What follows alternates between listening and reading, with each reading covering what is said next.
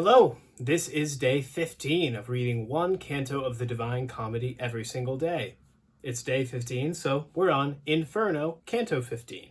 I'll read through the Longfellow translation before getting into some quick analysis. Now bears us onward one of the hard margins, and so the brooklet's mist o'ershadows it. From fire it saves the water and the dikes, even as the Flemings twixt Cadsand and Bruges, fearing the flood that towards them hurls itself, their bulwarks build to put the sea to flight. And as the Paduans along the Brenta, to guard their villas and their villages, or ever Chiarentana feel the heat, in such similitude had those been made, albeit not so lofty nor so thick, whoever he might be, the Master made them. Nor were we from the forest so remote I could not have discovered where it was, even if backward I had turned myself, when we a company of souls encountered, who came beside the dike, and every one gazed at us, as at evening we are wont to eye each other under a new moon. And so towards us they sharpened their brows as an old tailor at the needle's eye. Thus scrutinized by such a family, by some one I was recognized, who seized my garment's hem and cried out, "What a marvel!" And I, when he stretched forth his arm to me, on his baked aspect fastened so mine eyes, at the scorched countenance prevented not his recognition by my intellect. And bowing down my face unto his own, I made reply, "Are you here, Sir Brunetto?"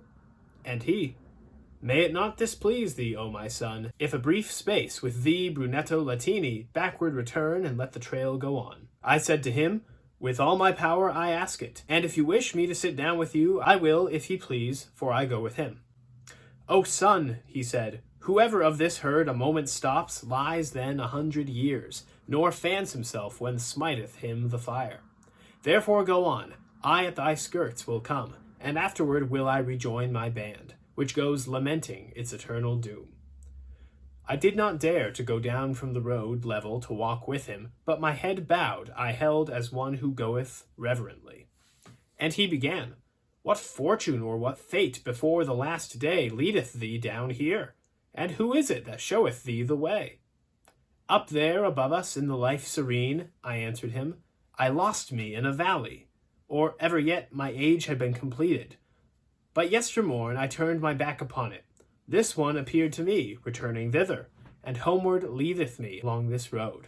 And he to me, "If thou thy star do follow, thou canst not fail thee of a glorious port, if well I judge thee in the life beautiful.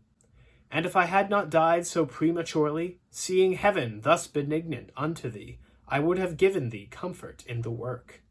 But that ungrateful and malignant people, which of old time from Fisol descended, and smacks still of the mountain and the granite, will make itself, for thy good deeds, thy foe, and it is right, for among crabbed sorbs it ill befits the sweet fig to bear fruit. Old rumor in the world proclaims them blind, a people avaricious, envious, proud. Take heed that of their customs thou do cleanse thee. Thy fortune so much honor doth reserve thee. One party and the other shall be hungry for thee, but far from goat shall be the grass.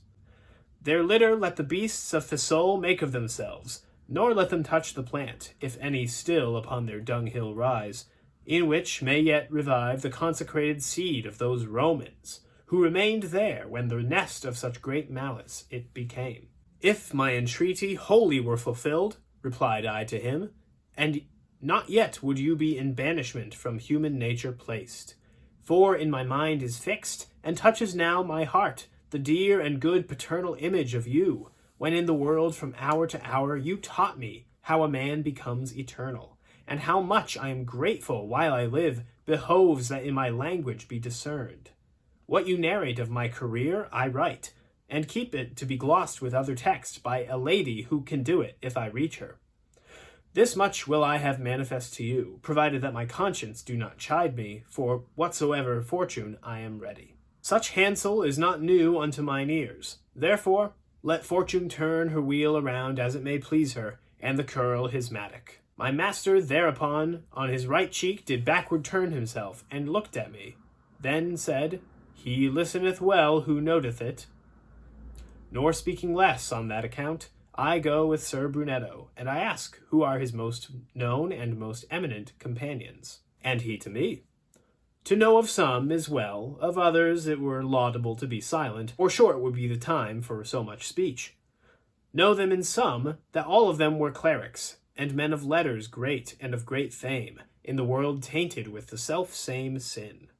Priscian goes yonder with that wretched crowd, and Francis of a Corso. And thou hadst seen there, if thou hadst a hankering for such scurf, that one, who by the servant of the servants from Arno was transferred to Bacchiglione, where he has left his sin-excited nerves. More would I say, but coming and discoursing can be no longer, for that I behold new smoke, uprising yonder from the sand. A people comes with whom I may not be. Commended unto thee be my tesoro, in which I still live, and no more I ask. Then he turned round, and seemed to be of those who at Verona run for the green mantle across the plain, and seemed to be among them the one who wins, and not the one who loses.